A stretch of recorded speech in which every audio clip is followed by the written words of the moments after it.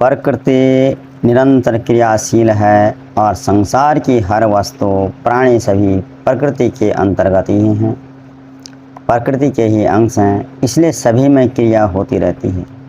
निष्क्रिय तो कोई रह भी नहीं सकता, मनुष्य ही इस बात की समझ रख सकता है। अन्य सब तो प्रकृति के गुणों के द्वारा परवश होकर क्रियाशील, निरंतर क्रियाशील हैं।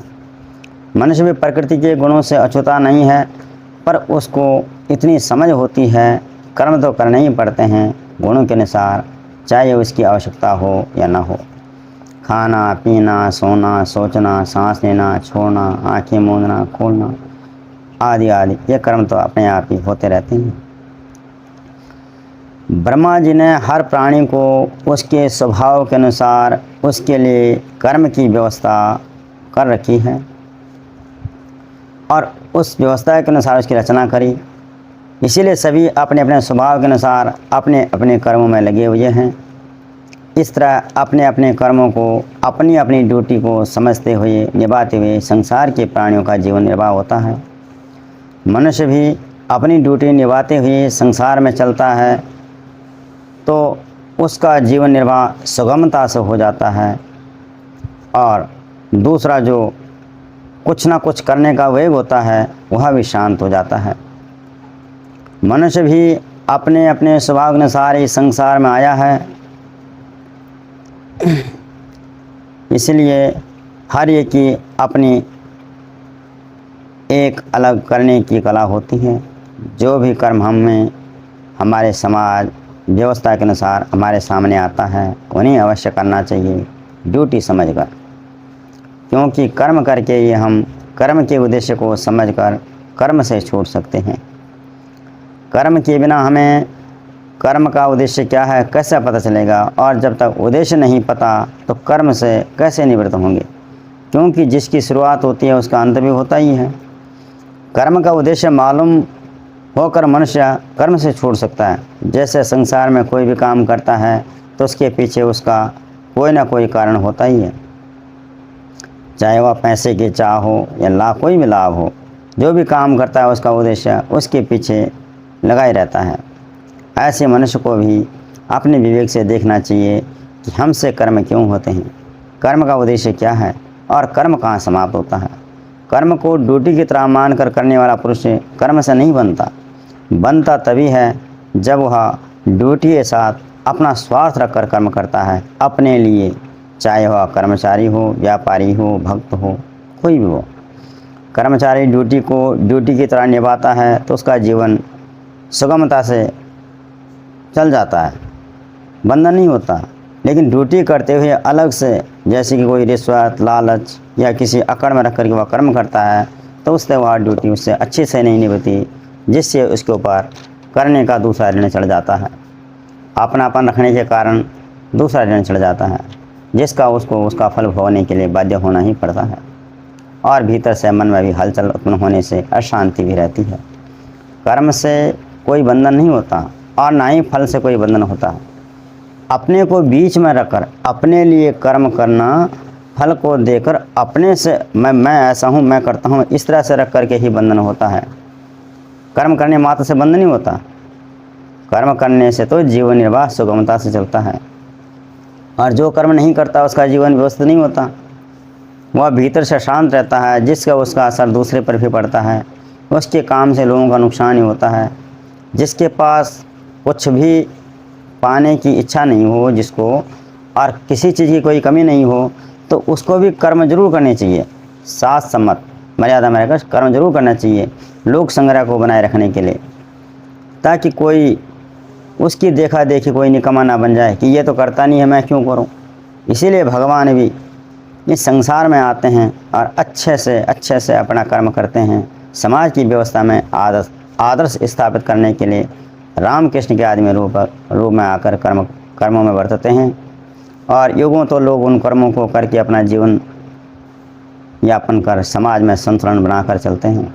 जो मनुष्य जिस किसी भी काम में लगा हो, अगर वह साथ सम्मत हो, लोग सम्मत हो, तो उसको उसके कर्म से नहीं हटाना चाहिए, उसके कर्म में बाधा नहीं डालनी चाहिए, बल्कि उसकी में जो कोई कमी हो तो उसकी श्रद्धा का मान रखते हुए स्वयं भी उसके कर्म में लग करके सुधार करना चाहिए।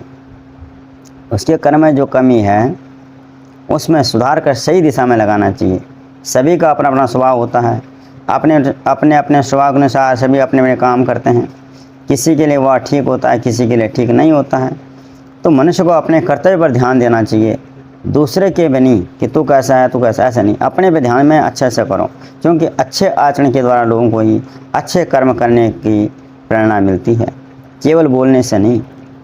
ज्ञानी भी अपने स्वभाव के अनुसार कर्म करता है और अज्ञानी भी अपने स्वभाव के अनुसार ही कर्म करता है। मैं ऐसा हूँ तू ऐसा है, ये कहाँ से आ गया। हर काम में हर इंद्रिय के विषय में राग और द्वेष छिपे ही रहते हैं। एक ही काम एक के लिए करने योग्य है और दूसरे के लिए नहीं, ठीक नहीं है। अतः न हमें कहीं राग करना है न द्वेष करना है। राग द्वेष के कारण ही मनुष्य फंसता है। अपने स्वभाव के अनुसार जो अपना स्वधर्म है वही अच्छा है, दूसरे की देखा देखी करने से नहीं। अपने के स्वभाव के अनुसार चलने से जो हमें प्राप्त है, भाई जिस जाति में, जिस धर्म में, जिस समाज में हम उठते बैठते हैं, अगर हम उसके अनुसार चलते हैं और उसको करते अगर हमारी मृत्यु भी हो जाती है तो हमारे कल्याण का ही, उससे हमारा कल्याण ही होता है। जबकि दूसरे के धर्म को अपनाना, दूसरे के काम को अपनाना, उस पर चलना कदम कदम भय बना रहता है और भीतर से शांति भी नहीं मिलती और आगे क्या होगा नहीं होगा ये पता भी नहीं होता है। तो मनुष्य तो वैसे स्वयं में ही शांत है, केवल संसार के पदार्थों की चाह के कारण ही वह शांत विक्षिप्त रहता है। एक कामना ही मनुष्य को संसार में भटकाती है। कामना के कारण ही मनुष्य का विवेक ढका रहता है। कामना कभी समाप्त नहीं होती, एक पूरी हो जाती है तो दूसरी शुरू हो जाती है। यह कामना ही जन्म मरण का कारण है। यह कामना ही ज्ञानियों का नित्य वैरी है।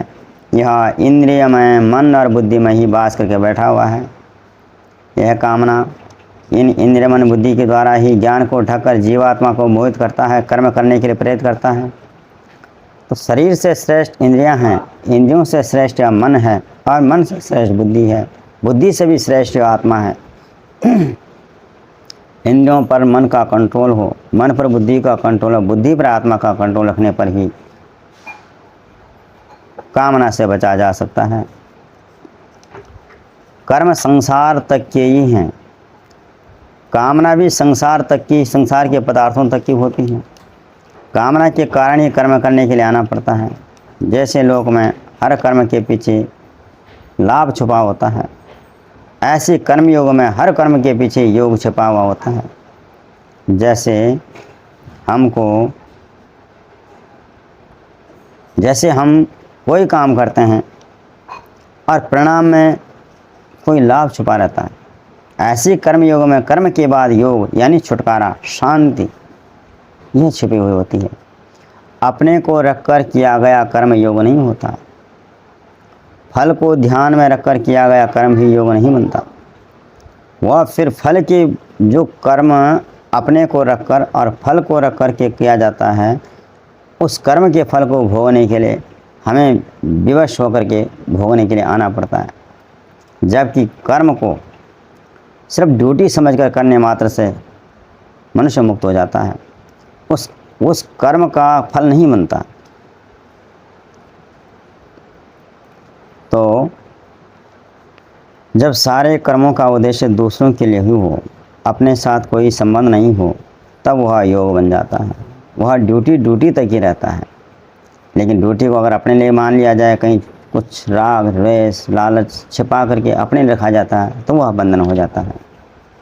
वह जैसे किसी की हेल्प की तो उसके भले के लिए, भला किया चल आगे बढ़, मैंने किया, ये किया, वैसे किया, ये बात ही नहीं उठती, बात ही ख़त्म, वहीं कर वहीं छोड़ दिया। ऐसी पूजा पाठ किया, भगवान की सेवा करी, अपने कर्म जो भी है अपना कर्तव्य कर्म करिए, जिसको जो करना करके वहीं छोड़ दिया। कोई आशा नहीं रखनी, कोई फल की इच्छा नहीं करनी, इंतज़ार नहीं करना मैंने किया कि तूने किया, ये भाव नहीं उठना चाहिए। किया और वहीं छोड़ दिया, ये कर्तव्य है। सिर्फ ये मान कर ये मेरा कर्तव्य है, मुझे तो करना ही था, ये तो मेरी ड्यूटी थी। क्योंकि हम संसार के ऋणी हैं, हम संसार का खाते हैं, संसार में उठते हैं, संसार का ज्ञान लेकर बैठे हुए हैं, सबका हमारे ऊपर ऋण है।